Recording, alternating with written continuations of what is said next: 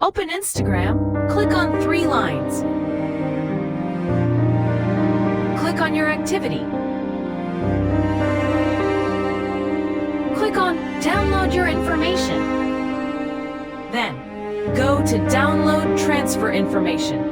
Then, click on All Available Information. Download to device. Create file. Choose the time period according to your need. Then, click on Save. Create file.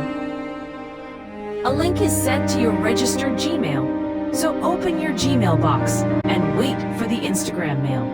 Once you got the mail, read it if you want, or again, go to Instagram. And go in the same settings.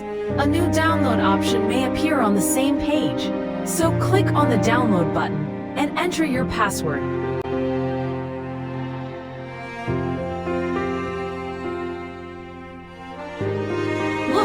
File has started downloading. This file contains all your deleted chats, photos, and videos. Once the download completed, save.